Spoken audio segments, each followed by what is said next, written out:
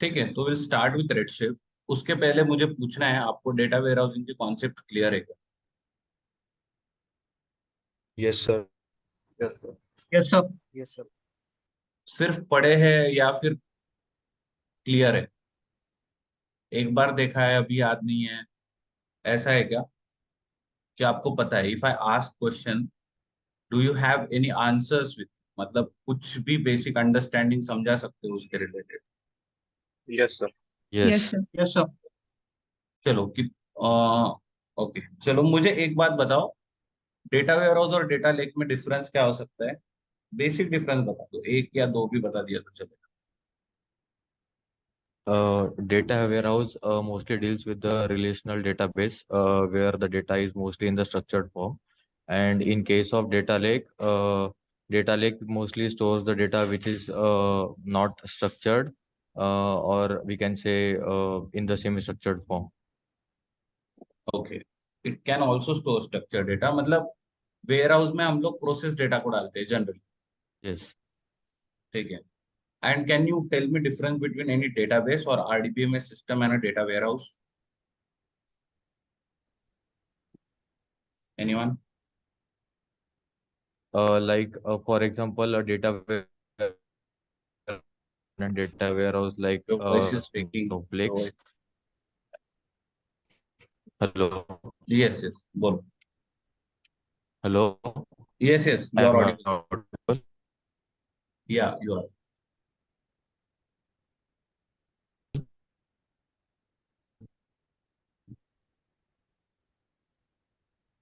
Akshay?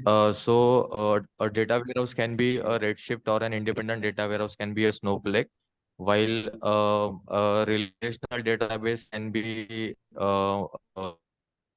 Oracle database or MySQL or PostgreSQL. Hello, Yeah, you are just naming them, right? I want a hello. difference.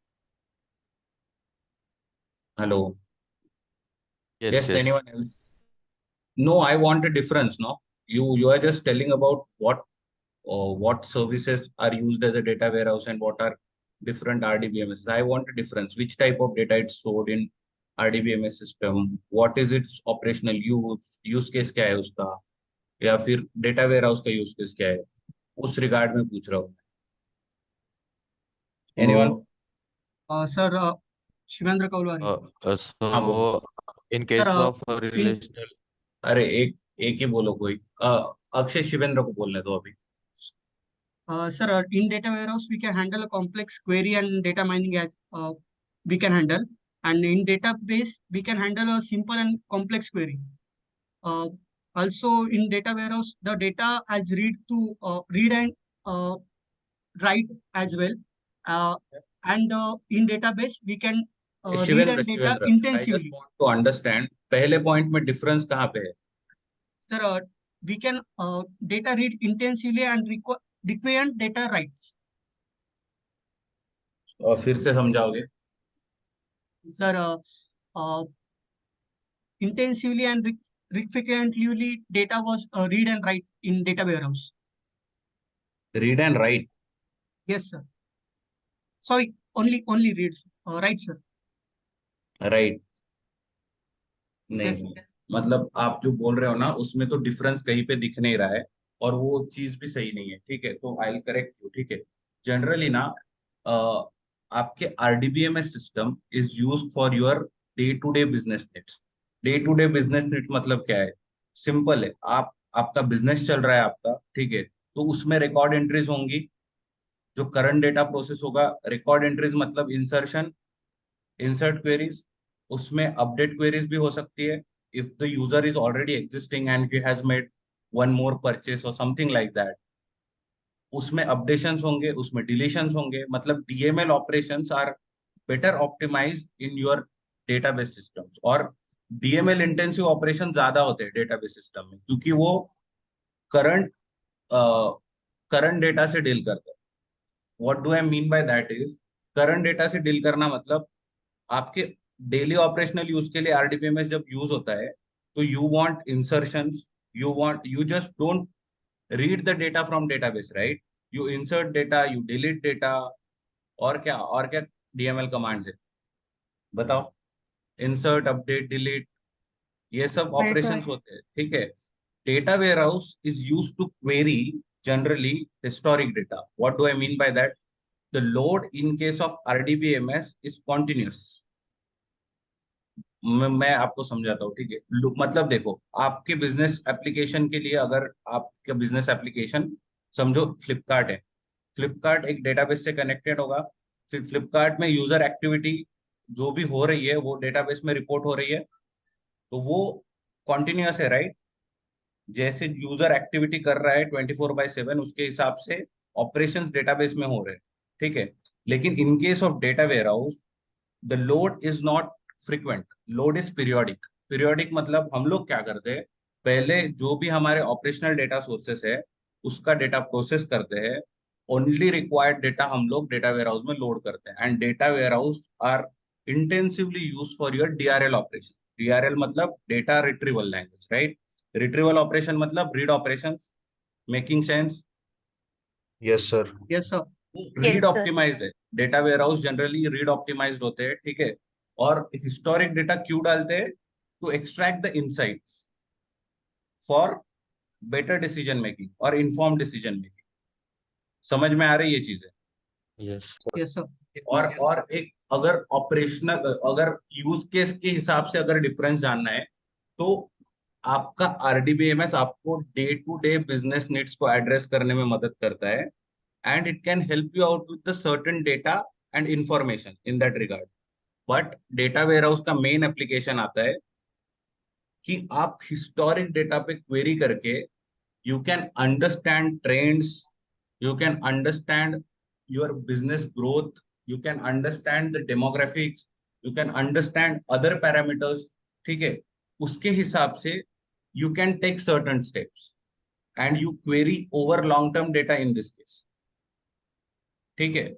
तो ये difference होता है, और the basic difference if you से no, RDBMS deals with current data, your data warehouse deals with historic data. Your RDBMS are DML optimized and your data warehouses are DRL optimized. यहाँ पे read operation ज्यादा होते हैं, हमें right नहीं करना है। हमारा जो लोड है वो periodic load from your pipeline रहता है. You don't make changes in your data ware as such. Your data warehouse is source of consumption mainly. समझ में आ रहा है? आप SQL क्वेरी फायर करते हो रिट्रीवल के लिए. Why do you retrieve data? To extract insights. समझ में आ रही है ये चीजें? Yes, sir. Okay, sir. Yes, sir. लोगों को समझ में आई? हैंड रेज कर दो so that I can proceed.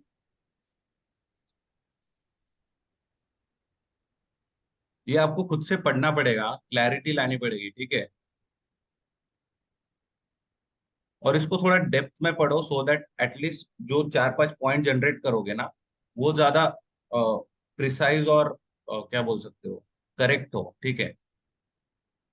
Confusion बहुत टाइम तक रहेगी, जितना पढ़ोगे ना, जितना टाइम, बहुत बार पढ़ना पड़ेगा ये चीजों को। और ऐसे कोई कॉन्क्रीट डिफरेंसेस नहीं है. There are many companies who are using data warehouse services for their day to day operations also, ठीक है। चलो, डेटा वेयरहाउस हो गया. डेटा लेक के बारे में बता दिया आपने.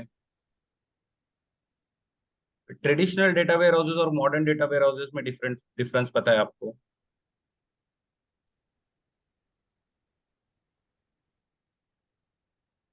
बोलो, गलत बोलो, कुछ दिक्कत नहीं है. I make correction to it, ठीक है। किसी को पता है ट्रेडिशनल डेटा वेयरहाउस? यहाँ पे लिखा है देखो, traditional DW like hive based on Hadoop ecosystem. Hive बहुत सारे हैं, जैसे प्रेस्टो यू जैसे बहुत सारे एप्लीकेशन जैसे जो SQL इंटरफेस प्रोवाइड करता है हडूप में, ठीक है। और मॉडर्न डेटा वेयरहाउसेस कौन से है? क्लाउड प्रोवाइडर जैसे रेडशिफ्ट हो गया, बिगक्वेरी, स्नोफ्लेक, अज्योर का सिनैप्स है, ठीक है। तो किसी को पता है ट्रेडिशनल डेटा वेयरहाउस और मॉडर्न डेटा वेयरहाउस में डिफरेंस? कोई भी एक पॉइंट भी बता सकता है? सर, कॉस्ट ट्रेडिशनल की कॉस्ट हायर होती है, मॉडर्न की लोअर होती है, नहीं पता है सर, क्या था। वो भी BI में यूज करते हैं ट्रेडिशनल डेटाबेस, बिजनेस एनालिटिक्स में उनका स्कोप होता है ज्यादा। और मॉडर्न मतलब इनसाइट्स और वेरिड डेटा एक्सट्रैक्ट करने के लिए हम यूज करते हैं जैसे कि क्लाउड। नहीं नहीं नहीं नहीं, मुझे समझ में नहीं आया। Traditional data warehouse BI के लिए यूज करते हैं। हाँ, उनका स्कोप उसमें ज्यादा होता है। बीआई मतलब बिजनेस इंटेलिजेंस की बात कर रहे हो? Yes sir. ओके, और modern data warehouses? Extracting various varied of data or insights of data तो that वो कौन we करता can है use. फिर? Cloud, sir, modern data. हाँ, मॉडर्न डेटा वेयर हाउसेस को कंज्यूम कौन करता है? आप जैसे बोल रहे हो traditional data warehouse are consume by BI people, right? Yes, sir. You want to say, मतलब डेटा एनालिस्ट जो भी क्वेरी करते हैं वो ट्रेडिशनल डेटा वेयर हाउसेस पे करते हैं, और हम्म मॉडर्न डेटा वेयर हाउस पे कौन करते हैं फिर? सर वो नहीं पता, मैंने वही पढ़ा था मतलब। ओके So ओके, the ठीक है, basic चलो। difference would be ease of yes. use and the scalability. Scalability is contentious, ठीक है। स्केलेबिलिटी तो ट्रेडिशनल वेयर हाउसेस भी प्रोवाइड करते हैं हमें, ठीक है। हाइव बेस्ड हडूप इकोसिस्टम भी क्लस्टर बेस्ड अप्रोच प्रोवाइड करता है हमें, ठीक है। स्पार्क भी सॉर्ट ऑफ ट्रेडिशनल में ही आता है, तो spark also has a credibility, ठीक है। स्केलेबिलिटी, क्रेडिबिलिटी बोल रहा हूँ मैं, स्केलेबिलिटी स्पार्क में भी है। मॉडर्न डीडब्ल्यूज में भी स्केलेबिलिटी है, ठीक है। तो सबसे मेन पॉइंट किसी ने बोला था ईज ऑफ यूज। क्यों बोल रहा हूँ पता है क्या? Modern data warehouses are SQL engines, और मार्केट में सबसे ज्यादा सिक्वल वाले लोग हैं। इन जनरल बात करें तो स्पार्क टेक स्टैक के लोग थोड़े कम है। तो क्या है, एक इवोल्यूशन बताता हूं मैं आपको, वेयर हाउसेस का इवोल्यूशन कैसे हुआ। जब जब हडूप इकोसिस्टम आया, cluster based ecosystem for your parallel and distributed processing, तो पहले तो वो मैप्रेड्यूस इंजन यूज करता था, बराबर? तो it was very difficult to use that Hadoop ecosystem, ठीक है, क्योंकि सबको जावा नहीं आता था। सब स्केला सीखना है, या फिर जावा बेस्ड लैंग्वेजेस स्केला वो सीखना डिफिकल्ट है। तो व्हाट, मतलब इवोल्यूशन में आगे क्या हुआ कि हाइव बेस्ड इंजन आने लगे। Hive is very much similar to SQL, right? HQL बोलते हैं हम लोग, Hive query language. Hive syntaxes are very much similar to SQL. QIS Hive to query data on Hadoop ecosystem, or to transform data on Hadoop ecosystem with your SQL background. समझ में आ रहा है?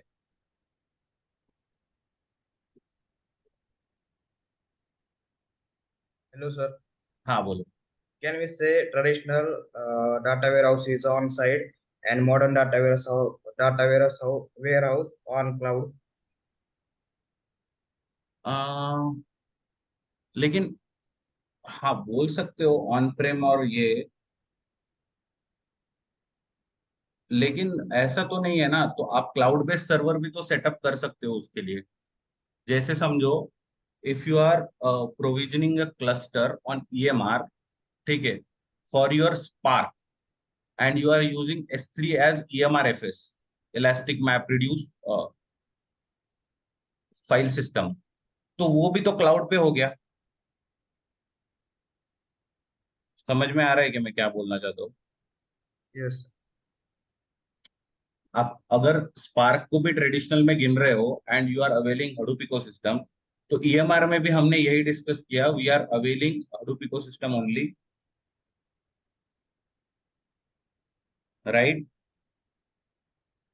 Yes, sir.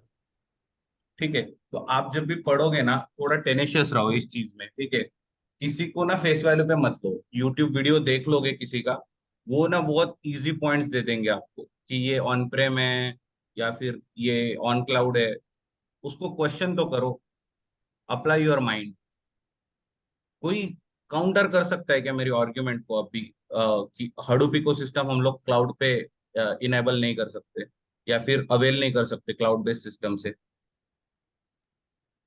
कर सकते हैं। कर सकते हैं, right? You agree Right. With me? Yes. बाकी लोगों को समझ में आ रहा है मैं क्या बोलना चाहता था, उन्होंने क्या बोला और मैंने क्या बोला उनको?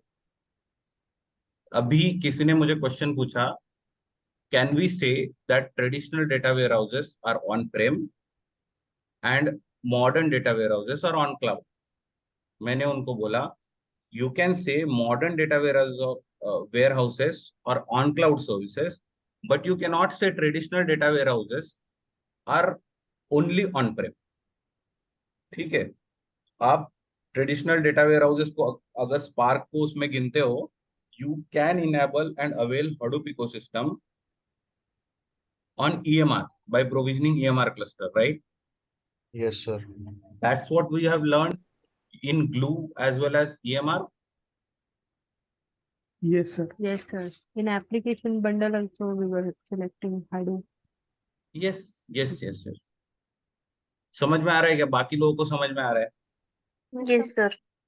ठीक है, चलो। Yes, sir. तो इसको ना आपने कर लिया होगा, लेकिन I would like you to revisit this concept और इसमें ना थोड़ी डेप्थ लाओ, क्योंकि ये ना मेजर पार्ट ऑफ आपका इंटरव्यूज आता है। जो भी क्लाउड बेस्ड क्वेश्चन आते हैं ना, तो ऐसे टाइप के क्वेश्चन जो आर्किटेक्चरल क्वेश्चन है वो ज्यादा पूछते हैं। आपको ना सच में बोलता हूँ, कोई भी ना प्रोग्रामिंग रिलेटेड क्लाउड में कुछ है नहीं आज सच। ज्यादा से ज्यादा आप रेडशिफ्ट में क्या पढ़ोगे यार? मर्ज कैसे करना है वही पढ़ोगे। अपसर्ट ऑपरेशन कैसे परफॉर्म करना है, टेम्पररी टेबल्स कैसे क्रिएट करने हैं, एक्सटर्नल टेबल कैसे क्रिएट करने हैं, इतना ही पढ़ोगे। उसमें कुछ नहीं है।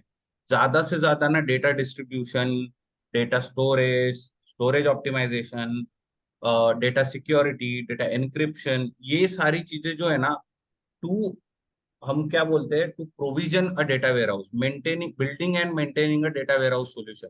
एक कीवर्ड याद रख लो, maintaining, building and maintaining a data warehouse solution, मतलब ये सारी चीजें आती है उसमें। I teach you in theory. जब हम लोग थोड़े इंटरव्यू के क्वेश्चन डिस्कस करेंगे ना, तो उस टाइम मैं इस चीज को इंट्रोड्यूस करूंगा। अभी के लिए वो पूरा बाउंसर जाएगा, ठीक है? तो जस्ट लर्न सम, मतलब थोड़ी अंडरस्टैंडिंग बढ़ा लो ट्रेडिशनल डेटा वेयर हाउस और मॉडर्न डेटा वेयर हाउसेस की, ठीक है? तो मॉडर्न डेटा वेयर हाउस में हमारा रेडशिफ्ट आता है, which uses which type of engine? कौन सा इंजन है? स्पार्क इंजन है, राइट? अभी बोला था मैंने, लेक्चर में अटेंटिव हो तो याद रह सकता था। Which type of engine? SQL engine, right? SQL. Yes, हाँ, सिक्वल इंजन है, ठीक है ये। तो ये ease of use, of course, और शिवेंद्र ने शायद बोला था कॉस्ट के रिलेटेड चीज।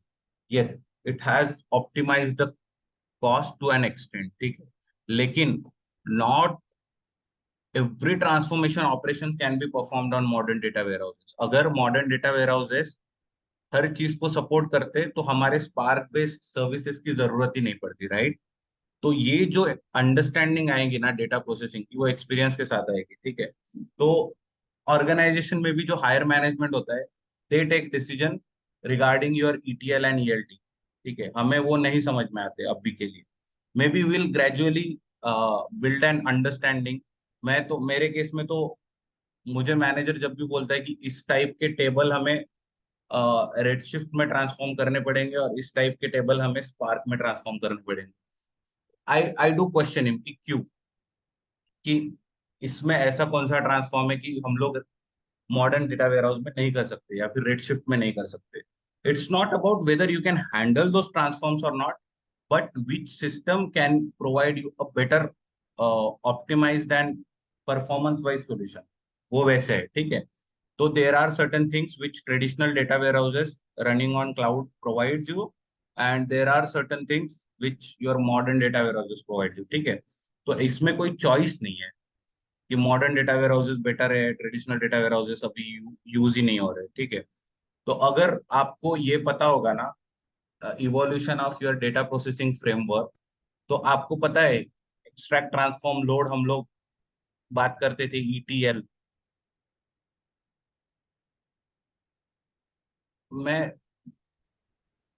पेंट वगैरह पे करके दिखाऊं क्या कुछ? आपको बातों से समझ में आ रहा है कि नहीं? Should I right it somewhere? अरे बोलो। Yes, sir. Yes, sir. Yes, sir. Yes, sir. Yes, sir. ठीक है, चलो बोलो यार, बोलो, कॉन्फिडेंट रहो। नहीं समझ में आ रहा है, हाउ वुड आई अंडरस्टैंड? मुझे तो वो समझी हुई है ना, तो मैं बोल रहा हूँ तो मुझे तो समझेगा वो, लेकिन आपको समझना है, ठीक है? तो मुझे बता दिया करो ऐसे।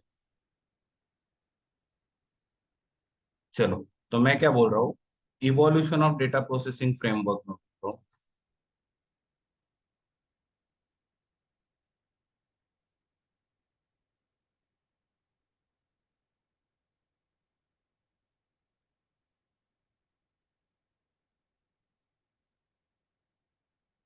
इसके बारे में मैंने बीच में बताया था शायद। तो पहला अगर आप बात करोगे तो ईटीएल, ईटीएल आपको पता है, लॉन्ग फॉर्म नहीं लिखूंगा मैं। तो इसमें ट्रांसफॉर्म लेयर क्या है आपका? Transform layer is your spark,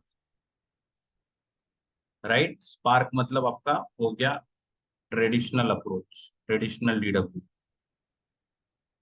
ठीक है। सेकंड, ईटीएल के बाद ईएलटी आया, जब मॉडर्न डेटा वेयर हाउसेस ज्यादा यूज में आने लगे। तो इसमें क्या करते हैं हम लोग? We directly load into data warehouse, ठीक है। और उसके बाद हम लोग ट्रांसफॉर्म करते हैं on using SQL query,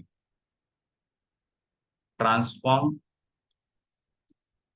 in modern DW, ठीक है। इसके बाद अब भी जो ट्रेंड में चीज चल रही है, मतलब जितना मुझे समझ में आता है, ETLT. ETLT, what do you mean by that? कि basic transform on Spark, small T वाला,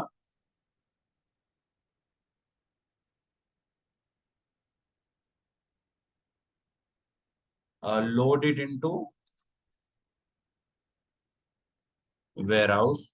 वो बेसिक ट्रांसफॉर्म में क्या इंक्लूड होता है ये भी बता देता हूँ। जनरली क्या इंक्लूड होता है? Schema conversion, schema conversion, column truncation, truncation, yes. तो स्कीमा कन्वर्जन क्यों? क्योंकि आपका जो आरडीबीएमएस का स्कीमा है, या फिर जो भी आपके ऑन प्रेम हडूप इकोसिस्टम जो भी, या फिर हाइव आपका जो भी स्कीमा सपोर्ट करता है, या फिर स्पार्क जो भी स्कीमा सपोर्ट करता है, it is very much different from your Redshift, ठीक है। तो modern data warehouses case की मतलब ये डेटा टाइप्स बहुत डिफरेंट है। तो उसके लिए ना हमें स्कीमा कन्वर्जन करना पड़ता है before loading into any data warehouse, ठीक है। तो लोड हो गया, transform, same transform into.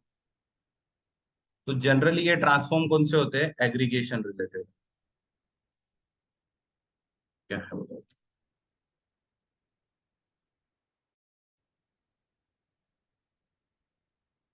What do I mean by this? देखो, आपने ना बेसिक अपने डेटा को प्रोसेस किया स्पार्क में, not everything but main part, ठीक है। अगर आपको कोई ज्वाइंस करने हैं या फिर कन्वर्जन करने हैं, उसके बाद आपको स्कीमा कन्वर्जन करके जो भी ट्रंकेशन रिक्वायर्ड है वो करके आप लोड कर रहे हो डेटा वेयर हाउस में। लेकिन आप इसमें ना एग्रीगेशन कर रहे हो। Aggregation, what do I mean by that? कि क्लाइंट के रिक्वायरमेंट के हिसाब से आप कुछ टेबल मेंटेन कर रहे हो, लेकिन नॉट ऑलवेज वही टेबल क्लाइंट को चाहिए होते, ठीक है।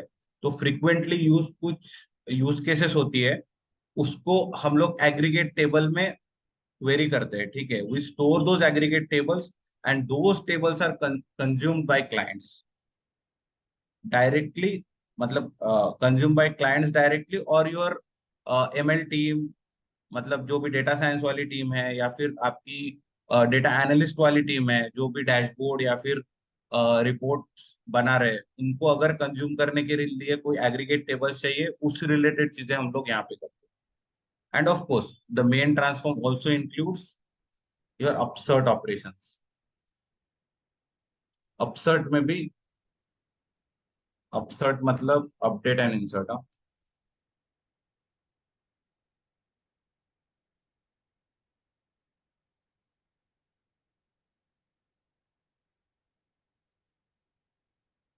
कितने लोगों को समझ में आ रहा है? मैं फिर से रिपीट करूंगा नहीं तो।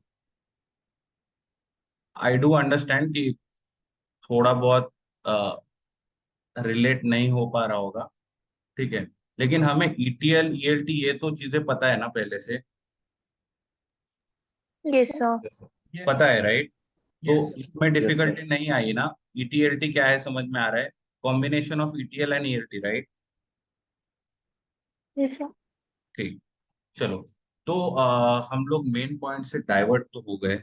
एक सेकेंड, चलो। तो मैं आपको ये बस पूछने का मेरा यही मतलब था कि आप थोड़ा ये पढ़ लो इसके बारे में, थोड़ी बहुत डेटा मॉडलिंग के बारे में पढ़ लो, डेटा मॉडलिंग नॉट नेसेसरीली कोई पूछेगा आपको, लेकिन आपको पता है कि आप डेटा वे मतलब रेडशिफ्ट में मल्टी डायमेंशनल मॉडलिंग करोगे, आपने फैक्ट एंड डिमेंशन टेबल पढ़े, तो वो fact and dimension table multi dimensional modelling में आते हैं, ठीक है। तो उसके तरह ही are there any modelling techniques that are available, ऐसे कोई क्वेश्चन पूछता है तो आपको आंसर आना चाहिए कि यार टेम्पोरल मॉडलिंग होती है बेस्ड ऑन टाइम, टेम्पोरल मतलब टाइम, कॉन्सेप्चुअल मॉडलिंग होती है based on business use case and different utility, तो और हायरार्किकल मॉडलिंग होती है, this is very much related to your RDBMS sort of data. तो हायरार्किकल मॉडलिंग में हम लोग वो प्राइमरी की फॉरेन की रिलेशनशिप टाइप का जो भी डेटा है ना, क्या बोलते हैं, ईआर एंटिटी रिलेशनशिप वाला डेटा जो बोलते हैं हम लोग, एंटिटी रिलेशनशिप मॉडल वाला, वो हायरार्किकल मॉडलिंग में आता है शायद, ठीक है। तो जस्ट रीड अबाउट इट, ठीक है। तो मेन चीजें आपको ये पढ़नी है, ये मैंने आई थिंक दत्ता सर ने ये ग्रुप पे डाली है ना ये सारी चीजें, data mart, Colab, Yes, sir. Yes, sir.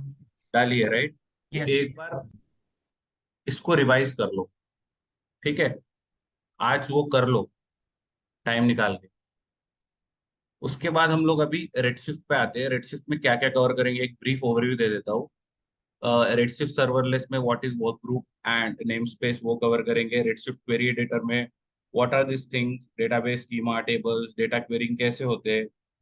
उसके बाद रेडशिफ्ट नोटबुक कैसे यूज करते हैं हम लोग। रेडशिफ्ट की थियरी है जो हम लोग आज थोड़ा बहुत देखेंगे, तो मैंने ये नोटपैड में डाली है theory, I will try to explain you this thing. उसके बाद स्नैपशॉट बैकअप्स, इसको हम लोग कल विजिट करते हैं। परफॉर्मेंस ट्यूनिंग में आपको आखिरी में बताऊंगा, क्योंकि इसको समझने में थोड़ा ये लगेगा। ओके, बाद में हम लोग अपने डेमोन्स्ट्रेशंस लेंगे loading data into Redshift using, there are 3 options to load data into your Redshift. One is copy command, second is Redshift Spectrum, 2 option, sorry, copy command and Redshift Spectrum, ठीक है। और unloading भी कर सकते हो, मतलब redshift से S3 में भी डेटा पुट कर सकते हो यूजिंग अनलोड कमांड, ठीक है। चलो, तो ये हम लोग दोनों का डेमोन्स्ट्रेशन देखेंगे using copy command also and using redshift spectrum also, ठीक है। इसके बाद रेडशिफ्ट का एक एंड टू एंड डेमोन्स्ट्रेशन लेंगे, जैसे S3 से ग्लू में ETL परफॉर्म करके हम लोग रेडशिफ्ट में डेटा डंप करेंगे, और S3 से डेटा पिक करके EMR में डेटा प्रोसेस करके रेडशिफ्ट में डंप करेंगे, ठीक है। तो ये थोड़ा बहुत हमारी एंड टू एंड अंडरस्टैंडिंग को क्लियर करेगा। चलो, इतना है रेडशिफ्ट में, it will take some time, क्योंकि और एक बात अभी से समझ लो, Redshift is very theory dominant, क्योंकि इसमें प्रैक्टिकल परफॉर्म करने के लिए वो आपको अंडरस्टैंडिंग की जरूरत है, ठीक है। और क्वेश्चंस भी थियरी डोमिनेंट आते हैं रेडशिफ्ट पे इंटरव्यू में जनरली। आप अ, जो भी डेमोन्स्ट्रेशन लूंगा उतना ही परफॉर्म करो, लेकिन थियरी खुद से ज्यादा एक्सप्लोर करो। आपको डेटा वेयरहाउस के बारे में बहुत चीजें पता होने की जरूरत है, ठीक है। I will try to cover most part, but आपको एक्सप्लोर करने की जरूरत है उसको। आई विल टेल यू किस चीज को करना है एक्सप्लोर, किस चीज को नहीं करना है। So will start with this thing. Do you want me to give an console overview first, और we should cover theory first? First theory. Theory Yes. first, sir. चलो, चलो, this will be our 7th service, right. 6 services हमारी cover हो गई है। Then we covered Boto 3. This will be our 7th service, which is Amazon Redshift. It is a data warehouse solution. And what is Amazon Redshift and how does it work? It is a petabyte scale data warehouse service provided by Amazon. Petabyte scale. अभी petabyte कितना होता है वो आप देख लो, कितना होता है वैसे petabyte?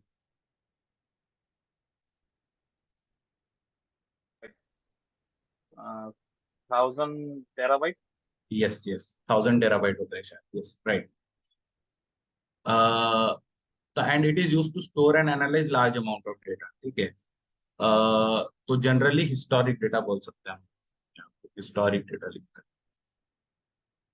Do you understand what is historic data mean? Current data और हिस्टोरिक डेटा का मतलब समझते हो?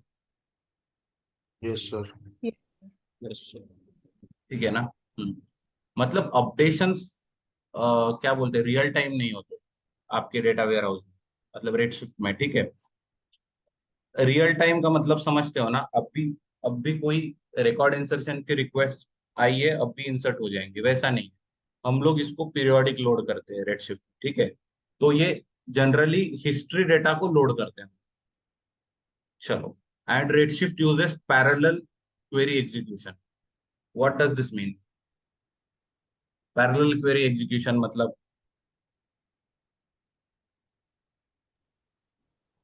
There is simultaneous process. Simultaneously query होगी, एक नहीं, दो दो तीन चार हो सकते क्वेरी एक साथ। यार इसको ना वर्ड टू वर्ड एक्सप्लेन मत करो।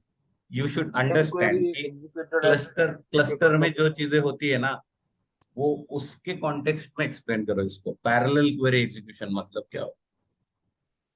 Simultaneous execution of query on different nodes of the worker node. Exactly not different query running on different node, ऐसा नहीं है। एक क्वेरी जब प्रोसेस कर रहे हो, the data is stored in distributed fashion, right, on different worker nodes.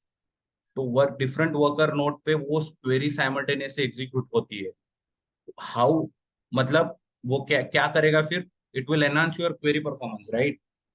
अगर 1000 GB of data पे सिंगल कोर काम कर रहा है प्रोसेसिंग में, उसको बहुत टाइम लगेगा। लेकिन 1000 GB ऑफ डेटा अगर 10 कोर डिफरेंट कोर्स पे डिस्ट्रीब्यूटेड है, and your query is getting executed parallelly like in your cluster system, like redshift also we create a cluster only, ठीक है।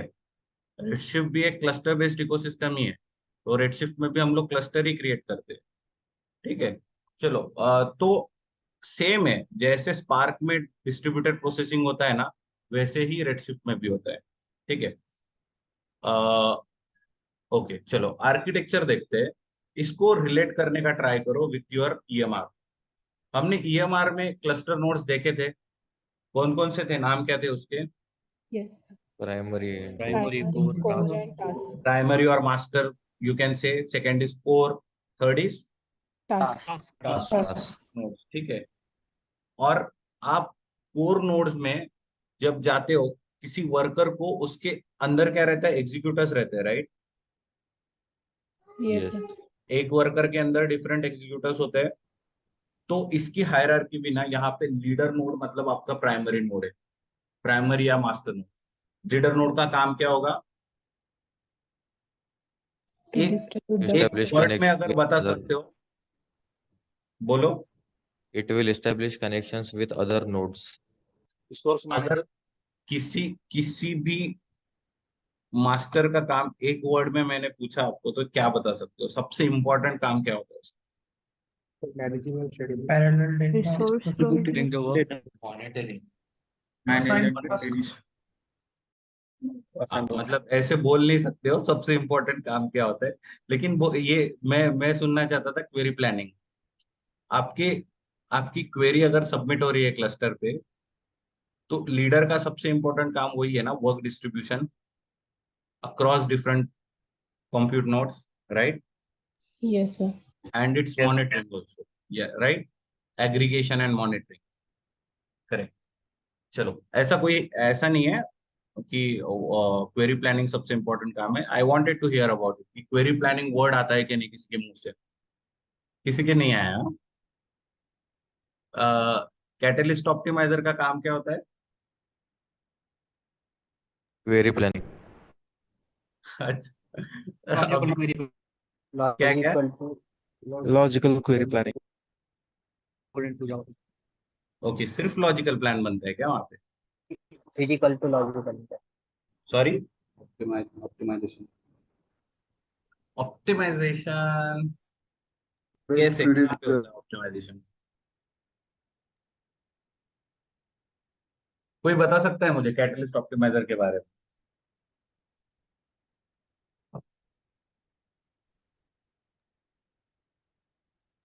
Catalyst optimizer is a compiler which is used to build a logical plan. So first it will take unresolved script or code from the user, and then it will analyze the code through its catalog, and it will form a resolved resolve script, and then on the basis of that it will Resolve uh, logical plan. yes, resolve logical plan, and then according to the cost, it will form different physical plans, and on the basis of the cost optimization it will cost choose. Cost यहाँ पे नहीं आता है, यहाँ पे आता है rule based optimization, RBO. Cost Okay. Optimization तो टंगस्टन इंजन का काम होता है आगे, फिजिकल प्लान के बाद। यहाँ पे आता है rule based Rule. Optimization. Okay. Logical execution plan को आप फिजिकल प्लान में जब कन्वर्ट करते हो उसको रूल बेस्ड ऑप्टिमाइजेशन लगाते हो, ठीक है। Yes. हाँ, physical So plan on the को basis of that, it hmm, will choose the best suited optimized physical plan, and it will distribute the the physical plan over the cluster for the data processing. तो best best plan किस हिसाब से choose होता है? Rule based. और आप दोनों को अल्टरनेटिवली यूज कर रहे हो, मतलब आपको जहाँ पे रूल बेस्ड ऑप्टिमाइजेशन बोलना है वहां पे कॉस्ट बेस्ड ऑप्टिमाइजेशन बोल रहे हो, और आप कॉस्ट बेस्ड ऑप्टिमाइजेशन जहाँ पे बोल रहे हो आप रूल बेस्ड बोल रहे हो। Rule based Sorry. Optimization Yes. create a logical plan, resolve logical plan into your physical plan, right? And Yes. when you are choosing a particular physical plan among multiple physical plans, you are using CBO, cost based Cost optimization. based. You are Yes. determining which physical plan is incurring least amount of cost, right? तो उसके बाद tungsten engine choose करता है इस चीज को, और उसके बाद आपका क्या होता है, टैग प्रिपेयर होता है, राइट? Yes. ठीक है, चलो यार थियरी ना क्लियर करो, टाइम कम है आपके पास। पढ़ना शुरू कर दो, रिवाइज करना शुरू कर दो, दिन को डिवाइड करो, पिछली वाली चीजें भूलना नहीं है। चलो, तो ये हो गया हमारा leader node, which you can call it alternatively as master, primary और driver, ठीक है। What are compute nodes? Cores, right? Core node ना, Yes, sir. core node। तो compute इसमें टर्मिनोलॉजी है compute। Whenever you will explain Redshift architecture to anyone ना, पहली बात ध्यान में रखने की यह है, use the terminology which is used by documentation.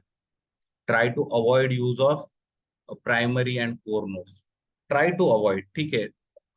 Other person can understand, but जो भी हमारी फॉर्मल टर्मिनोलॉजी है उसी को यूज करो ना, ठीक है। तो कंप्यूट नोड के ना 3 ऑप्शंस अवेलेबल है हमें रेडशिफ्ट में। One is RA3, second is dense compute 2, और थर्ड इज डेंस स्टोरेज। तो जैसे हमारे कोर नोड में क्या क्या ऑप्शन हमारे पास अवेलेबल थे, can anyone tell? Instance types available थे, राइट? हमारे पास कुछ एक दो तो बता दो। M5, M5 C2, slush. और C2, C2 क्या?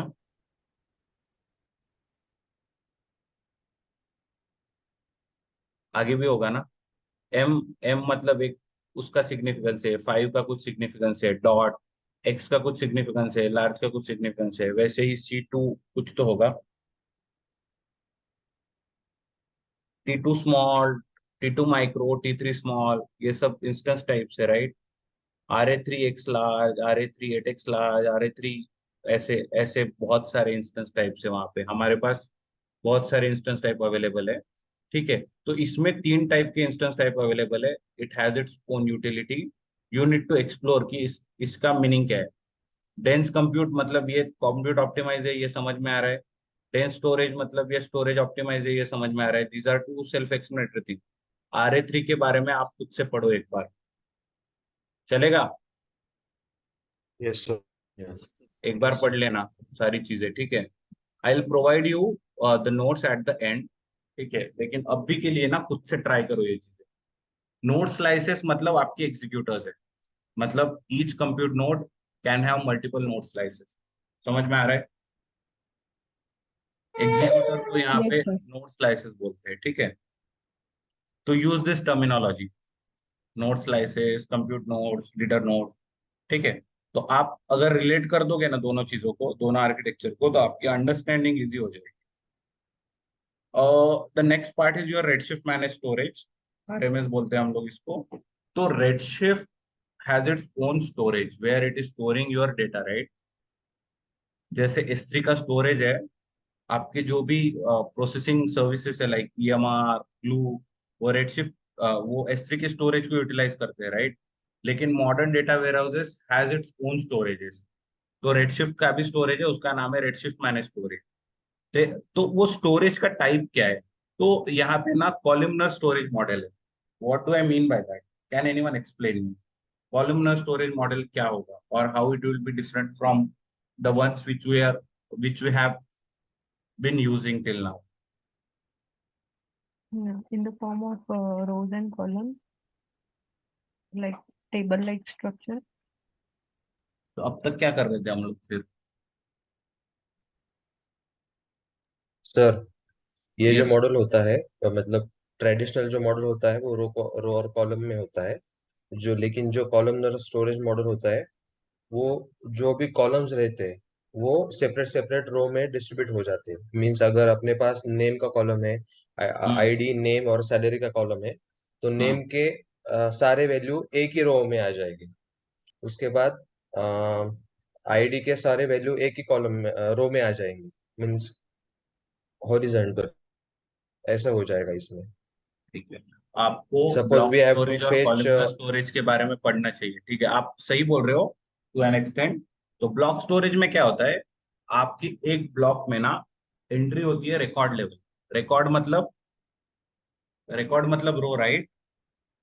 तो ब्लॉक स्टोरेज में रो लेवल एंट्री होती है। और कॉलमनर स्टोरेज मतलब अगर आपके एक टेबल में 10 कॉलम है ना, तो आपके 10 कॉलम एक रिकॉर्ड में 10 वैल्यूज आएंगी, राइट? 10 कॉलम की। तो रिकॉर्ड वाइज नहीं स्टोर करते हम लोग, कॉलम का कॉलम एक नोट स्लाइस में, क्या बोल सकते हैं, एक मेमोरी यूनिट में हम लोग कॉलम का कॉलम स्टोर करते हैं, ठीक है? एक ब्लॉक ऑफ मेमोरी अगर होता है, मिनिमम ब्लॉक होता है ना, ब्लॉक स्टोरेज में ब्लॉक साइज क्या है HDFS में? 128. 128 MB। Can is it configurable? Yes. Yes. Yes we can. 256 कर सकते हैं? कैसे करते हैं, किसी को पता है? प्रॉपर्टी है, ठीक है?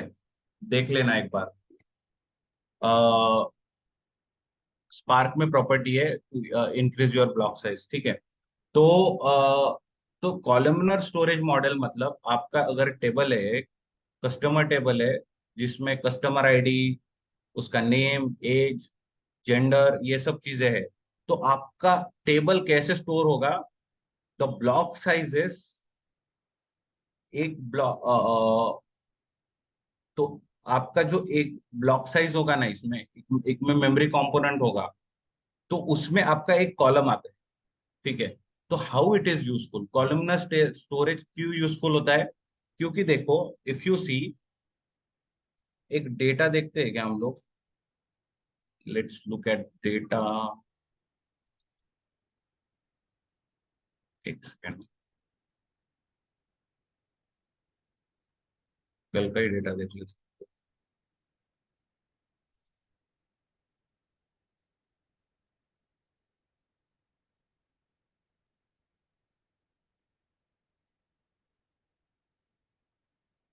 हाँ,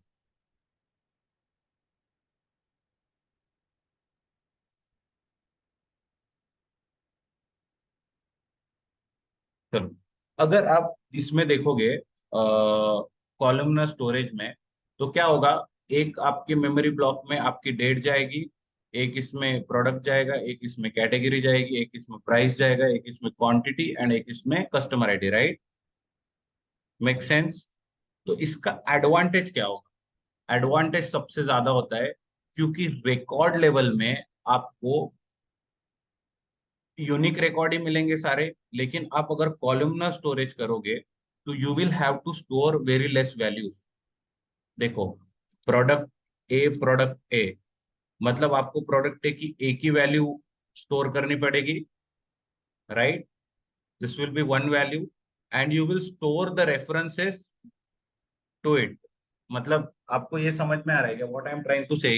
अगर आपके 1000 रिकॉर्ड्स है, उसमें सिर्फ 10 यूनिक वैल्यूज है, what you will do is in columnar storage there are advanced compression techniques, ठीक है। तो उसके हिसाब से वो क्या करता है, कॉलमनर स्टोरेज वो 10 वैल्यू ही स्टोर करता है, लेकिन उस 10 वैल्यू के साथ जो प्रोडक्ट ए वाली जो वैल्यू है वो कौन से रिकॉर्ड को रेफर कर रही है उसकी उसकी रेफरेंस आईडी स्टोर करता है। समझ में आ रहा है? समझो Yes. 1000 रिकॉर्ड्स के लिए अगर एक कॉलम स्टोर करने के लिए अगर 1000 MB लग रहा था, तो आपकी यूनिक वैल्यू कितने उसमें 10, राइट?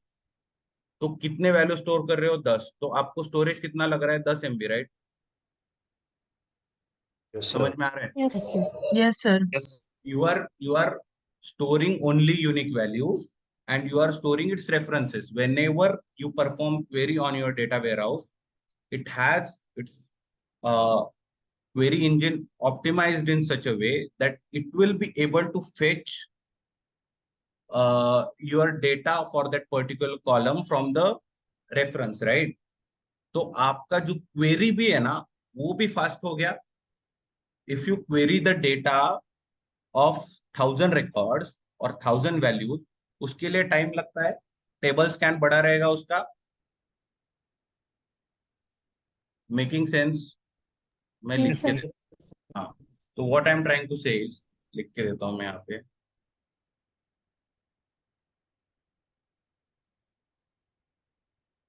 देखो 1000 रिकॉर्ड्स है, ठीक है।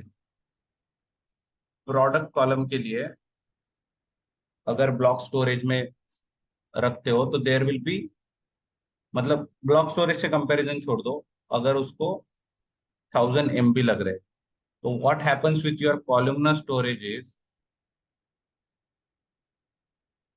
कॉलमनर स्टोरेज से क्या होता है, 1000 रिकॉर्ड्स एंड 10 यूनिक वैल्यूज। अगर आप कोई भी डेटा सेट देखोगे ना, तो देर आर वेरी, मतलब एक दो कॉलम ही होते हैं जिसमें यूनिक वैल्यूज ज्यादा होती है। आपको ये टर्म्स पता है क्या, लो कार्डिनैलिटी एंड हाई कार्डिनैलिटी? लिख देता हूँ यहाँ पे, ये चीजें ना आपको एक्सप्लोर करनी चाहिए। कितने लोगों ने, मैंने हाइव के बारे में कुछ पढ़ने के लिए बोला था वो पढ़ा है? बकेटिंग, पार्टीशनिंग, वो पढ़ा है? टाइम नहीं मिला क्या? इंटरनल टेबल, एक्सटर्नल टेबल पढ़ा है क्या?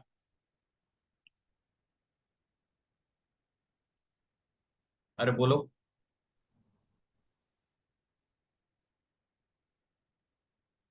चलो हैंड रेस कर दो, बोल नहीं सकते हो तो हैंड रेस कर दो, शायद एनर्जी वेस्ट नहीं करना चाह रहे हो आप अपनी। I can understand. बाकी किसी ने नहीं पढ़ा है?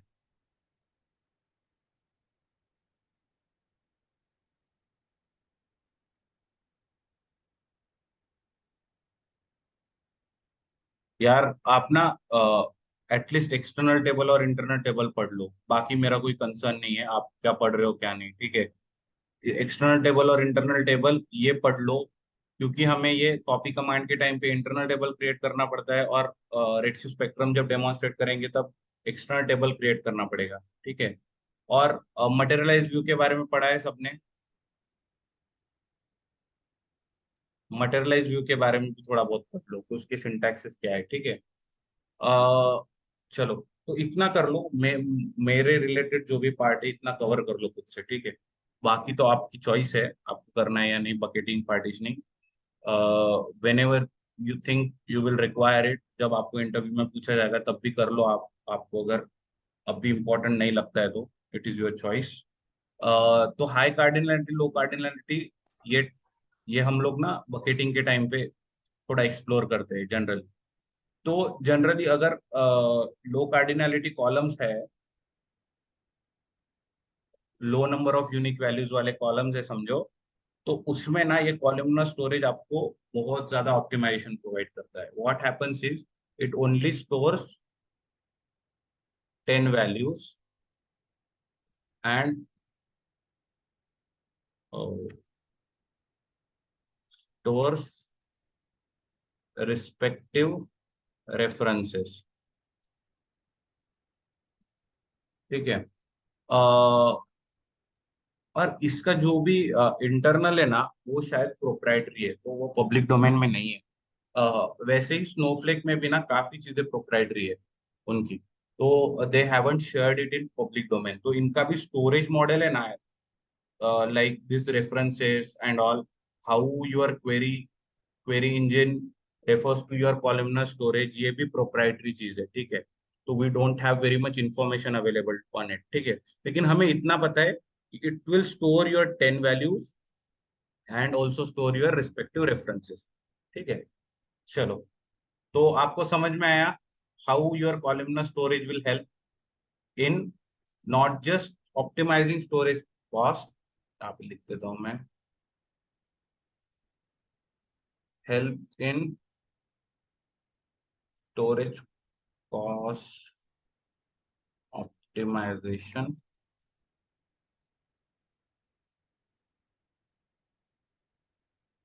but also in,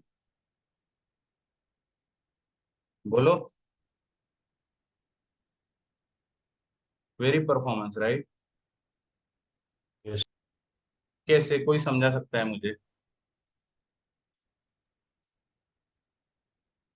Sir, we can say depending upon high cardinality and low cardinality. So both of them will store only distinct values of entire records instead of storing entire records. या right, yes. तो So that उससे will आपको help in. Query performance कैसे improve होगा, वो बताओ ना। So the data doesn't need to be read entirely.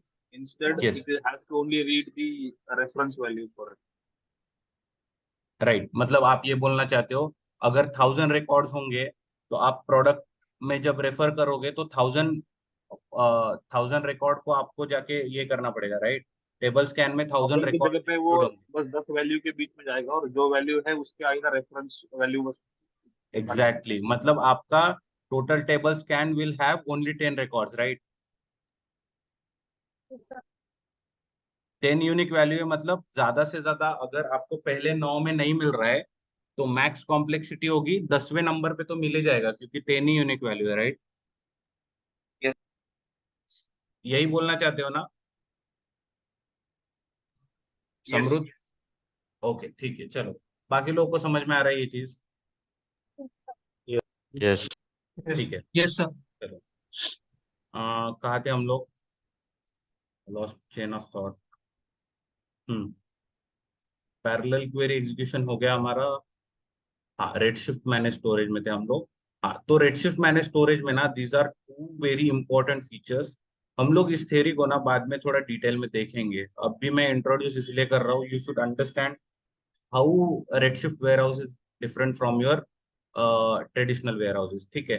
तो इसमें कॉलमनर स्टोरेज मॉडल है, which will help you to optimize your storage cost as well as you improve your query performance to a large extent, and it has also advanced compression techniques. How does it help? ये मैं आपको explain करता हूँ। अभी देखो, आप अगर record store कर रहे हो, एक कोई रिकॉर्ड स्टोर कर रहे हो, मतलब you are storing different type of data types in it, right. Yes, sir. एक चंक ऑफ मेमोरी में different type of data types store कर रहे हो आप। चलो मैं ना पेंट यूज कर देता हूँ यार।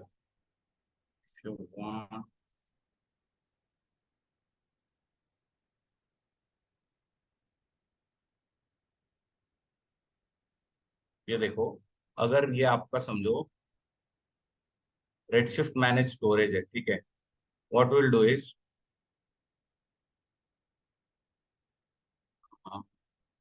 हम लोग कोई भी मेमोरी चंक्स में रहेगी, राइट। ब्लॉक ब्लॉक जैसे बोलते हैं हम लोग, ब्लॉक स्टोरेज में ब्लॉक्स में रहती है, यहाँ पे भी मेमोरी चंक ही होते हैं, ठीक है। तो this type of chunks will be there, ठीक है। तो in case of block storage, यहाँ पे आपका पूरा रिकॉर्ड का रिकॉर्ड स्टोर होता था, राइट, एक चंक में।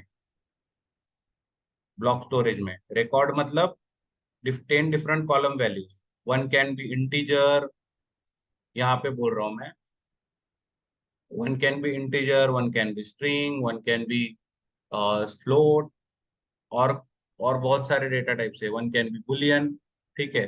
तो वो डिफरेंट डेटा टाइप्स पे कॉम्प्रेशन लगाना डिफिकल्ट चीज है।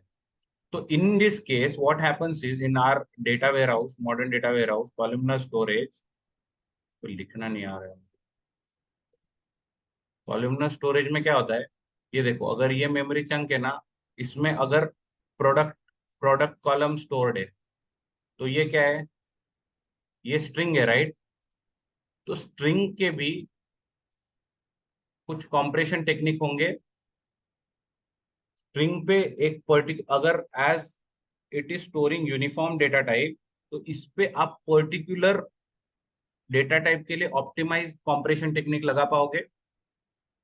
Making sense? So basically, it will store data differentiating based on the type of data it is, right? Can you repeat once? So basically, what you meant to say is the storage of data would be defined on the type of data it is, instead of entirely storing the data together. Compression of data will be depend on your data type. It will choose a most optimized compression technique for your column. Right. Yes.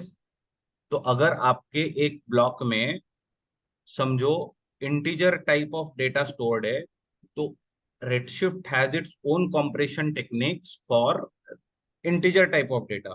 It will apply integer type of compression technique, which is most optimized for your integer.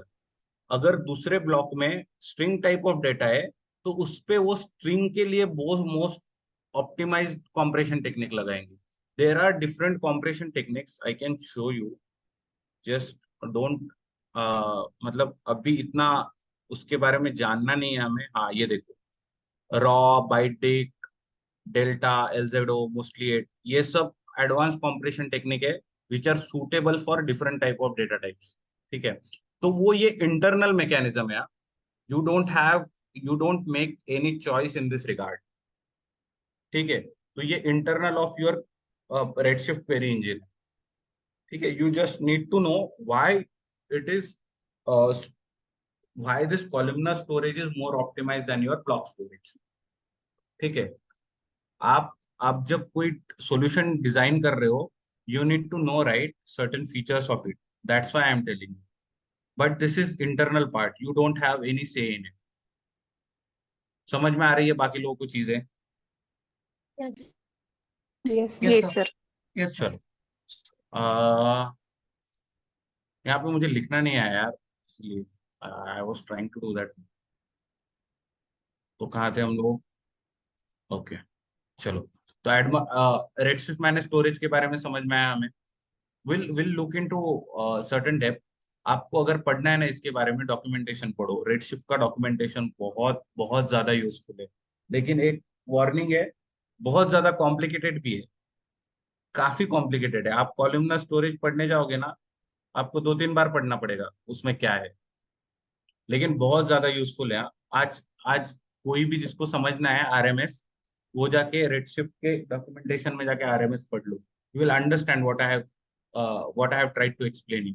Advance compression technique का मतलब क्या है, columnar model कैसे ज्यादा efficient है then your block storage, वो काफी अच्छे से 1-2 पैराग्राफ में समझा है। Just try to read it and try to incorporate it in your notes, ठीक है। तो I am not going to write it in notepad now, ठीक है। मैंने एक्सप्लेन कर दिया ये चीजें। तो परफॉर्मेंस फीचर्स क्या है, ये basic performance feature massive parallel processing है, इसको एमपीपी बोलते हैं हम लोग। मैसिव पैरेलल प्रोसेसिंग का एक फीचर प्रोवाइड करता है which is very much similar to your Hadoop systems, right? वहां पे भी मैसिव पैरेलल प्रोसेसिंग अवेल करते हो आप।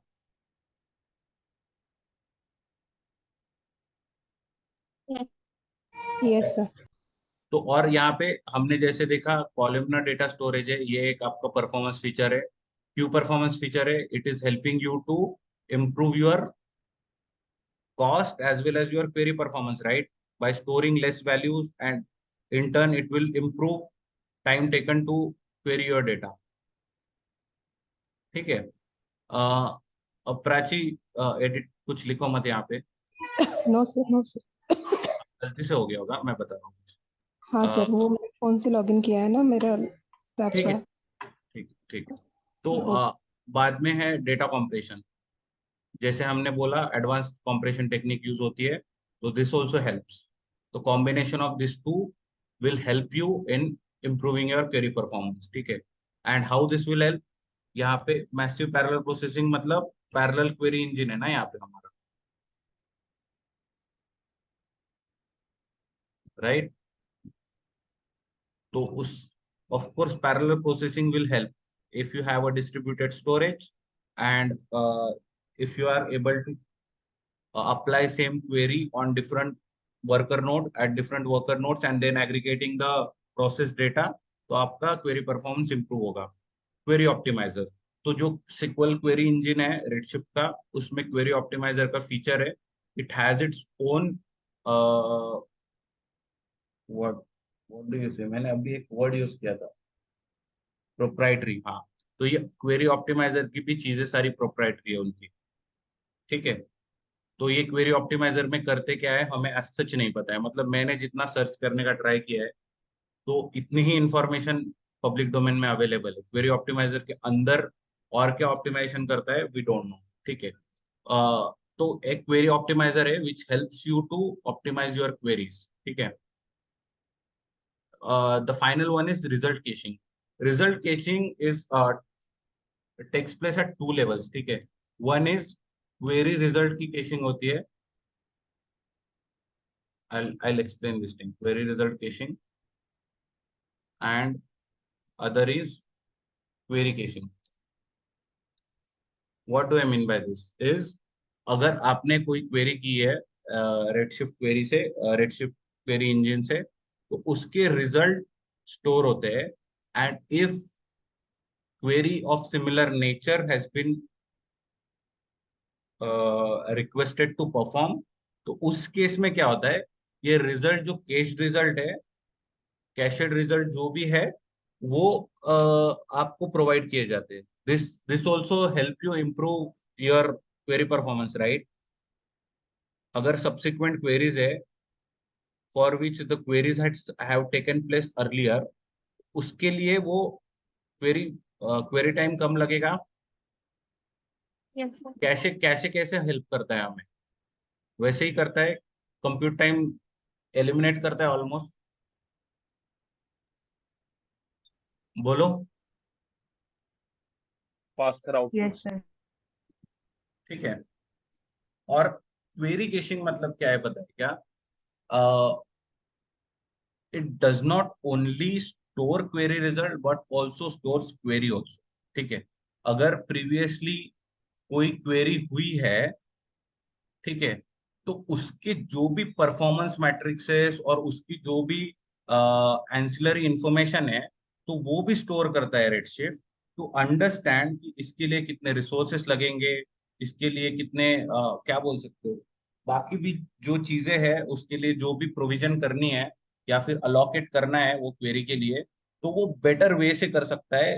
This will help you to improve your query performance, ठीक है। तो क्वेरी रिजल्ट तो डायरेक्ट आपको रिजल्ट दे देता है, लेकिन क्वेरी कैशिंग मतलब आ, वो है कि आपको प्रीवियस जो रन है, जो सेम क्वेरी अगर आती है, तो it will help you to perform it better. इसको अगर पढ़ना है ना, तो एक बार डॉक्यूमेंटेशन में जाओ, थोड़ी कॉम्प्लेक्स चीज है, I can read it and explain you, but I am also not able to what do you say explain it to you properly, ठीक है। I try to explain it later, ठीक है, query caching में how this. चलो documentation देखना है क्या, एक बार देखिए, क्वेरी कैशिंग देखते हैं, आई ट्राई टू एक्सप्लेन। कहाँ पे है ये,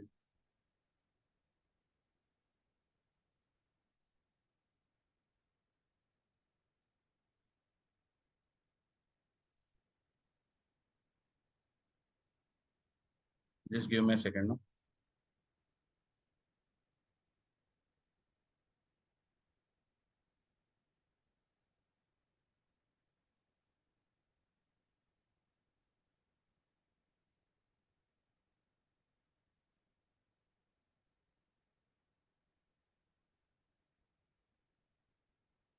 अरे मैनेजमेंट गाइड में हमें जाना है डेवलपर गाइड में।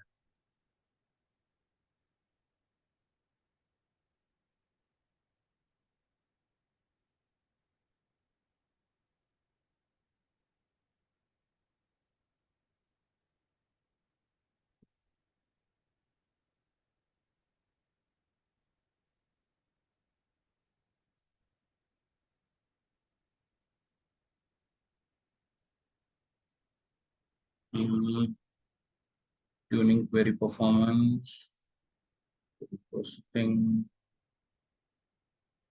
क्वेरीज।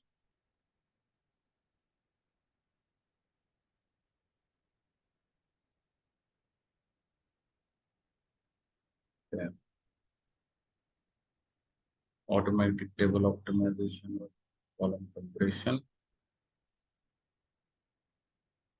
यहाँ पे देखो कॉलम कंप्रेशन वगैरह आपको मिल रहा है।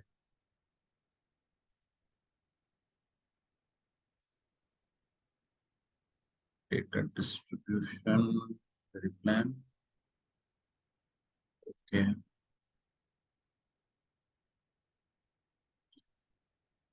हियर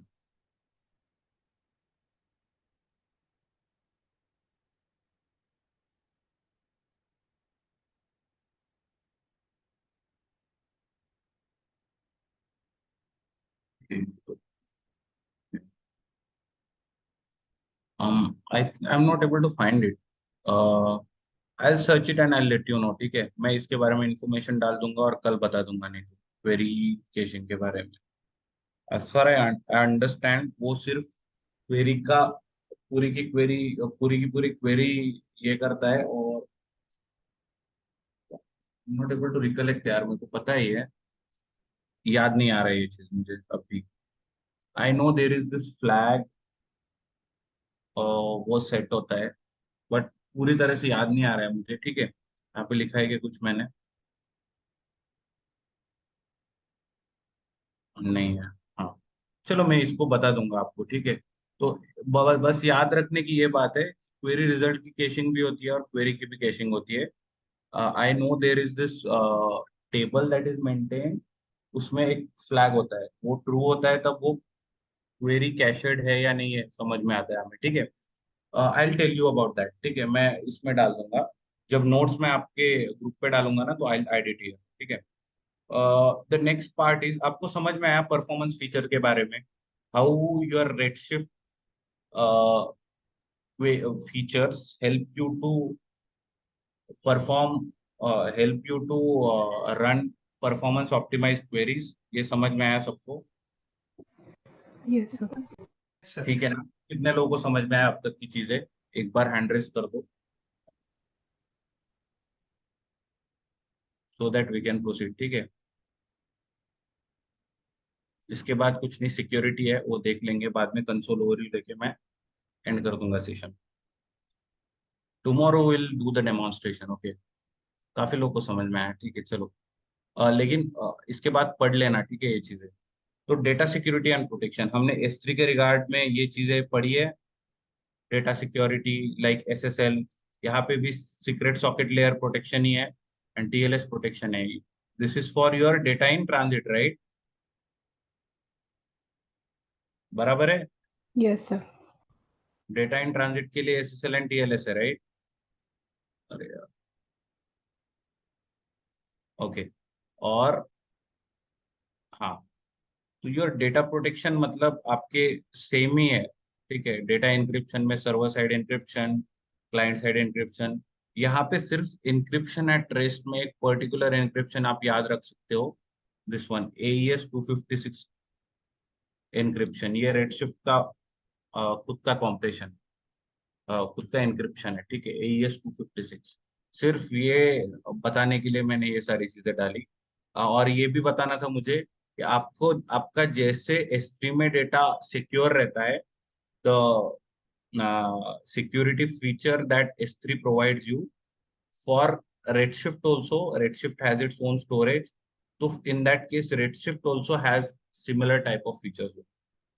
ठीक है, तो डेटा सिक्योरिटी तो आपकी Redshift में भी मेंटेन उतनी ही होती है, ठीक है। Did you get this point? हमने ये पहले कवर की थी चीजें, इसलिए मैं डिटेल में नहीं समझा रहा हूँ. You know this thing right? Encryption at rest, encryption in transit, पता है हमें? Yes sir. ठीक है, बाकी लोगों को पता है? Should I show it to you? S3 में कहाँ पढ़ा था, एक बार देखना है वो. सर एक बार रिवीजन कर ले. ठीक है चलो.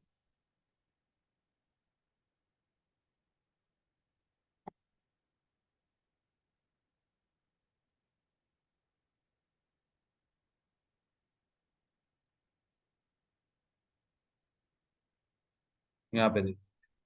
अरे यार हाँ, सिक्योरिटी हमने डाला नहीं था क्या यहाँ पे?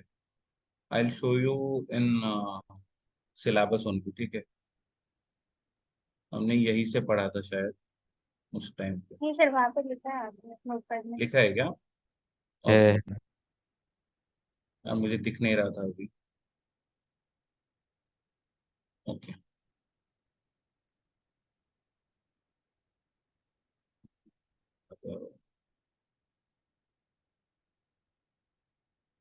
आई एम इस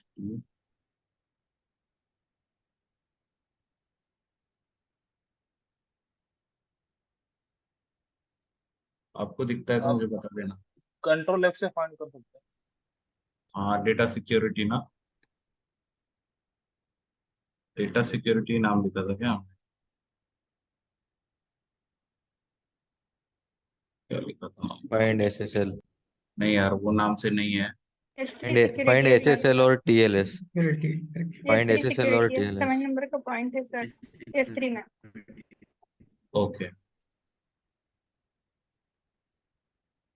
नहीं यार, उससे भी नहीं हो रहा है. सर कितने नंबर S3 का? में 7 नंबर का पॉइंट है S3 ओके. सिक्योरिटी। अच्छा अच्छा अच्छा. ठीक है ना आपके पास? मुझे यस क्यों नहीं सर। दिख रहा है? मैंने इरेज कर दिया क्या मेरे इससे? 7 नंबर का पॉइंट है. ओके. तो ब्लू है.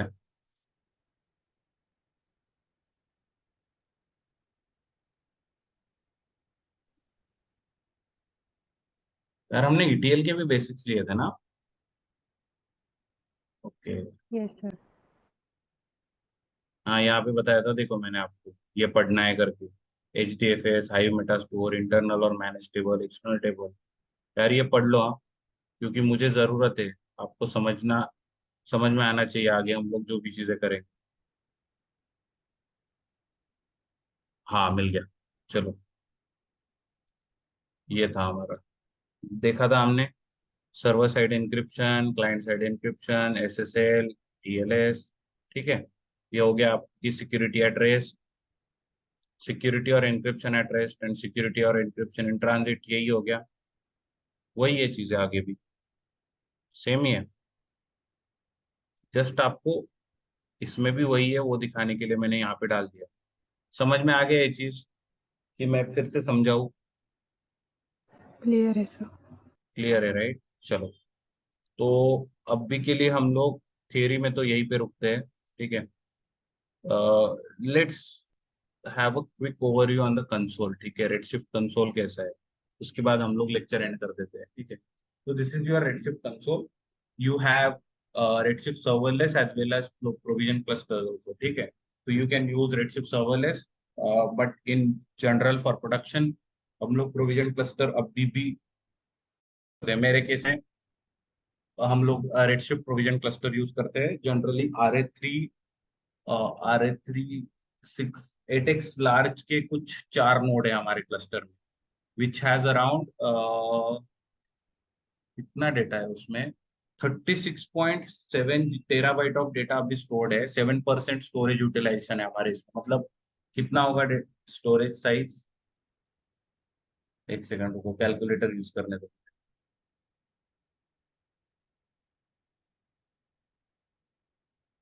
Total overall storage size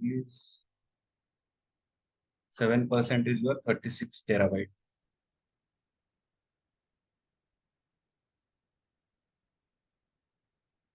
100 divided by 7 to 36. Around 500, 510 terabyte. 500 ज्यादा है, 500 नहीं ज्यादा है, आई मस्ट बी मिस्टेकन, लेकिन ज्यादा है उससे। उतना उतना प्रोविजन है क्लस्टर का, मतलब स्टोरेज प्रोविजनिंग उतना है। और RA3 8x लार्ज है, तो उसमें ये भी बाकी कंप्यूटर रिसोर्सेज भी बहुत ज्यादा है, ठीक है। तो 4 नोड है उसके। तो हम वही बोल रहा था कि प्रोविजन क्लस्टर यूज करते हैं हमारे केस में। लेकिन there is option for Redshift serverless also. You can we can go to serverless. Here you have this options like you have this option of query editor, where you will be able to see how do you query data on a Redshift cluster, whether it may be your serverless cluster or your provision cluster. It can be both, लेकिन query editor तो same ही है, Redshift query editor version 2, ठीक है। तो if you see this interface, no, you have these options to create a cluster or work group. You will add that cluster here. Cluster के अंदर database होता है, तो डेटाबेस को ऐड करोगे, and you will write this query in this form, cell के form में, जैसे आपके नोटबुक्स होते हैं, ठीक है। This is your notebook. और आप ये भी ऐड कर सकते हो, हाँ, एक सिक्वल सेल ऐड होता है, ठीक है, चलो। हाँ, एडिटर भी ऐड कर सकते हो, नोटबुक भी ऐड कर सकते हो। तो इट इज योर चॉइस कि आप एडिटर यूज कर रहे हो या नोटबुक यूज कर रहे हो। नोटबुक के फायदे क्या है कि आप एक एक सेल में डिपेंडेंट क्वेरीज लिख के उसको एक इसमें स्टोर करके रख सकते हो, ठीक है। तो जब ये ऐसे टाइप का सिस्टम यूज करते हो, तो आपको एक बाकी चीजें अगर आपको एग्जीक्यूट नहीं करनी है, तो वन बाय वन करने में दिक्कत होती है, राइट। नॉर्मली है ना ये। जुपिटर नोटबुक क्यों यूज करते हो कि सेगमेंट ऑफ कोड आपको एग्जीक्यूट करने में और उसका आउटपुट देखने में इजी जाता है, राइट। इसमें क्या करना पड़ता है, जब क्वेरीज करते हो तो उसको कमेंट आउट करना पड़ता है, ठीक है। वही दिक्कत है। सिर्फ there are two options, that's what I wanted to show you. One is your editor and one is your notebook. Notebook मतलब ये जुपिटर नोटबुक जैसे सेल बेस्ड फॉर्मेट है वो है। एडिटर मतलब नॉर्मल स्क्रिप्ट एडिटर आपका, ठीक है। And you query over your cluster और अ वर्क ग्रुप, ठीक है। And inside that there will be your database, ठीक है। डेटाबेस के अंदर टेबल्स रहेंगे, टेबल्स पे आप क्वेरी लिखते हो, ठीक है। ये चीज समझ में आई कि क्या है इसमें रेडशिफ्ट क्वेरी एडिटर में, यस। ठीक है। हाँ, if you want to load data, there is option for loading data from S3 और फ्रॉम लोकल फाइल, ठीक है। डायरेक्ट अपलोड करना है तो कर सकते हो यहाँ से। If you want to create database schema tables, you have this option to create, ठीक है। एक क्लस्टर बना दोगे, उस क्लस्टर के अंदर you can create this thing like database schema tables, ठीक है। तो वैसे करते हो। तो यहाँ पे क्लस्टर क्रिएट करने का ऑप्शन है। If you click on it, you have cluster provisioning theme will come, ठीक है, स्क्रीन कम। तो उसको हम लोग कल क्रिएट करेंगे, ठीक है। सर्वरलेस से भी करके देखेंगे, if time permits. Provision cluster से भी करके देखेंगे, चलेगा। और go back to your query editor, उसमें क्या है और क्या बताना है। ये नॉर्मल आपका जैसे रन होता है ना, वही है बेसिक, जुपिटर नोटबुक जैसे यूज करना है आप, ठीक है। और एक बताना भूल गया मैं एक बात, जो ये इसमें सिक्वल है ना, पोस्टग्रे सिक्वल के सिंटैक्सेस है। हम लोग ओरेकल सिक्वल हमने पढ़ा है, लेकिन यहाँ पे ज्यादा से ज्यादा पोस्टग्रे सिक्वल के सिंटैक्सेस है। लेकिन एज सच कोई डिफरेंस नहीं है। जनरल DDL ऑपरेशंस में या फिर DRL ऑपरेशंस में बहुत ज्यादा डिफरेंस नहीं है। There are certain differences, like in materialize view के सिंटैक्स में मुझे मिला था कि मटेरियलाइज व्यू को एग्जीक्यूट जब स्टोर्ड प्रोसीजर को जब एग्जीक्यूट करते हैं उसमें थोड़े बहुत डिफरेंसेस है। ऐसे बहुत छोटे छोटे डिफरेंसेस है, ज्यादा नहीं है। तो हम लोग अगर ओरेकल में कंफर्टेबल है क्वेरी करना, तो हम लोग रेडशिफ्ट में कर सकते हैं, ठीक है। If at all certain thing doesn't work, we can look on web कि पोस्टग्रे के लिए उसका सिंटैक्स क्या है, ठीक है। तो एज सच कोई बड़ी चैलेंजिंग बात नहीं है, just I wanted to inform you कि इसमें पोस्टग्रे सिक्वल का क्वेरी इंटरफेस है। So this is your editor, here you can see what queries you have done. अगर स्टोर करके रखिए तो you have all the notebook options here, ठीक है। You can see all your notebooks, यहाँ पे चार्ट्स किस चीज के आई डोंट नो। आपकी क्वेरी हिस्ट्री रहेंगी यहाँ पे पूरी, ठीक है, सारी क्वेरी हिस्ट्री रहेंगी आप। शेड्यूल क्वेरीज, यहाँ पे आप क्वेरी शेड्यूल भी करके रख सकते हो, जैसे आप जॉब शेड्यूल करते हो वैसे ही क्वेरी भी शेड्यूल करके रख सकते हो। इंटरफेस की एक अंडरस्टैंडिंग आ गई ओवरऑल, आपको समझ में आया कि इंटरफेस क्या है और इसमें क्या होता है रेडशिफ्ट में, Yes, sir. ठीक है। रेडशिफ्ट में क्या Yes, sir. क्या होता है, जब क्वेरी करते हैं हम लोग, एक कोई क्लस्टर पे करना है हमें, वो क्लस्टर या फिर सर्वरलेस के केस में हम लोग वर्क ग्रुप बोलते हैं उसको, तो वर्क ग्रुप ऐड करते हैं, ठीक है। तो वहां पे इसको यहाँ पे ऐड करते हैं, दिख रहा है ना स्क्रीन पे, ये यहाँ पे ऐड करते हैं। दैट मीन्स कि आप जो ये सेल में जो भी क्वेरी करोगे तो ये क्लस्टर पे अप्लीकेबल होगी, and this will be applicable to your this database. If you have not created in database, it will create, Redshift will create a default database for on its own, ठीक है। तो वो automatic select हो जाएगा यहाँ पे। That is all I guess regarding this Redshift query editor v2। Okay, let's go back।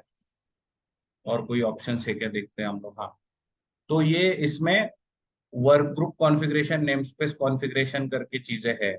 What does this mean? I have written down it in notepad, I can explain you, but do we have time? थक गए हो क्या? No, sir. No, sir. No, right? ठीक है, तो हम लोग कर सकते हैं कवर दो तीन चीजें। Yes, sir. Yes, sir. Sir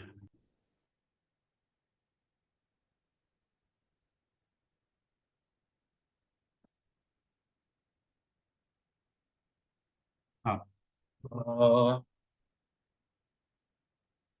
okay. तो वर्क ग्रुप सिर्फ इतना ही जान लेंगे हम लोग कि what is this work group. Work group को तो, वर्क ग्रुप के बारे में आपको तो पता ही है वैसे भी, कि एक सॉर्ट ऑफ कंटेनर है, ठीक है, जिसमें हम लोग कॉमन यूज केस रिलेटेड चीजें डालते हैं, ठीक है। तो ये क्यों करते हैं ये बता देता हूँ। This is workgroup and this is name space. What does that mean, हम लोग यहाँ पे देखेंगे। चलो, तो what is work group? Work group is collection of compute resources which N and point is created for, ठीक है, for which, from which N and point is created, ठीक है। तो ये कंप्यूट रिसोर्सेज के रिलेटेड का कलेक्शन है। You can से कंटेनर ऑल्सो, ठीक है, ये एक कंटेनर है सॉर्ट ऑफ। कंटेनर मतलब क्या होता है, कोई बता सकता है मुझे? कंटेनर सर्विसेज के बारे में पता है किसी को? Docker, Kubernetes, what do you mean bye container? We can say it is an integrated environment to run certain programs. So instead of using the entire technology, we can just use a shorter version of it for current execution. Yes yes, you are correct. Container क्यों, मतलब ये work work group और name space क्यों create करते हैं, पहले मैं ये बता देता हूँ कि what are this. Work group is related to your container of your compute services, ठीक है। You are isolating your compute resources, मतलब कंबाइन कर रहे हो और उसको एज ए कंटेनर आप प्रोविजन कर रहे हो। मतलब देखो, अगर आप वर्क ग्रुप प्रोविजन कर रहे हो ना, you are provisioning it in order to avoid interference by external factors. क्योंकि आप समझो, रेडशिफ्ट के कंप्यूटर रिसोर्सेज तो बाहर बहुत यूज हो रहे हैं, राइट। ये लीजिंग सिस्टम है, क्लाउड एक लीजिंग सिस्टम है, लीज कर रहे हैं हम लोग रिसोर्सेस, तो there can be external influence. तो हम लोगों को एक आइसोलेटेड एनवायरनमेंट चाहिए related to our computer resources. तो हम लोग वो वर्क ग्रुप क्रिएट कर रहे हैं and providing security, subnet, VPC at that level, ठीक है। तो हम लोग की अगर एक यूज केस है related to our computer resources, तो हम लोग क्या करेंगे, उसको जो भी सिक्योरिटी रिलेटेड फीचर्स है वो उस पे लगा देंगे, और उसमें जो भी एप्लीकेशन रन होगी सारे उसके लिए वो सिक्योरिटी फीचर्स अप्लीकेबल होंगे, right? What we are doing is, in short, we are isolating it from your leased infrastructure. Simple. समझ में आ रही है ये चीज? Yes, sir. Yes, sir. ठीक है, चलो, गुड। समझ में आ रहा है तो अच्छा है, मतलब पढ़ रहे हो। नहीं तो ये नहीं समझ में आता था कि leased infrastructure, what do I mean bye leased infrastructure. ये तो पता है ना हमें कि क्लाउड एक लीज्ड इंफ्रास्ट्रक्चर है। अब तक समझ में Yes. आ जाना चाहिए था हमें, राइट? तो yes, this is related to work group, is related to your compute resources. ठीक है, ये कंप्यूट रिलेटेड है, कंप्यूट रिलेटेड कंटेनर बोल सकते हो आप।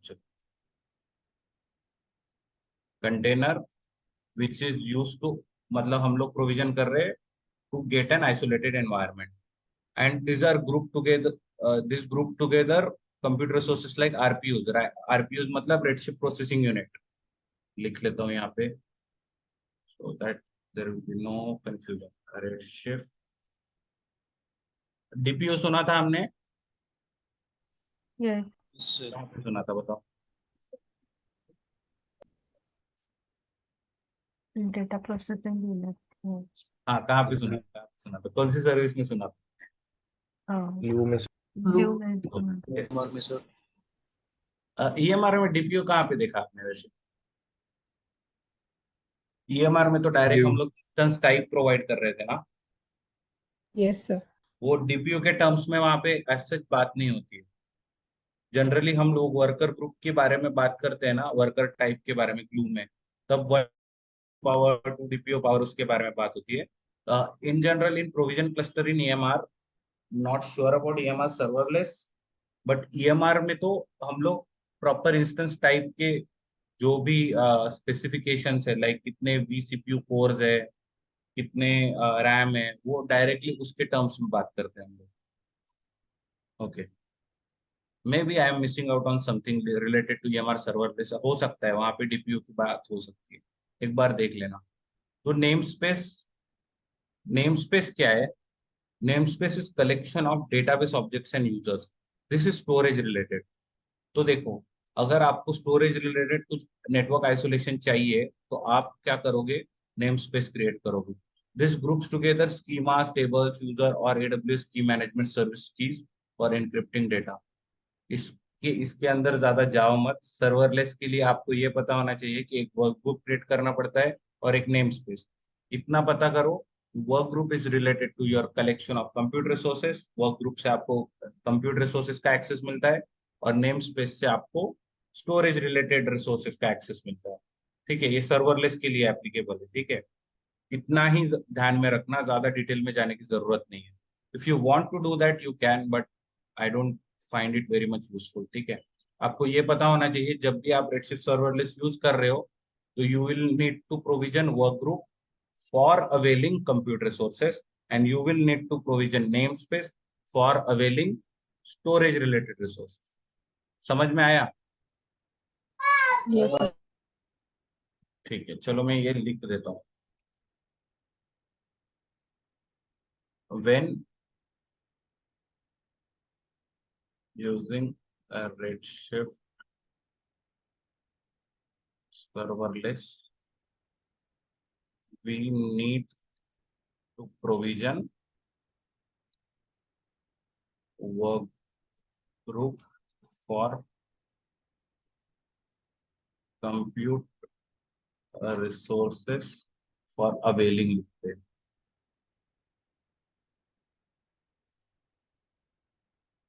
Availing compute resources and namespace for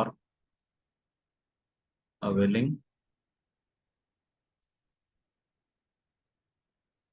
ठीक है, चलो ये चीजें समझ में आ गई हमें। बाकी की चीजें हम लोग कल देख सकते हैं, मॉनिटरिंग रिलेटेड ये सब चीजें जब हम लोग क्लस्टर प्रोविजनिंग करेंगे तब देख लेंगे, चलेगा? Yes sir. किसी के कोई डाउट है अभी? I will stop sharing my screen Okay, and I'll also stop recording.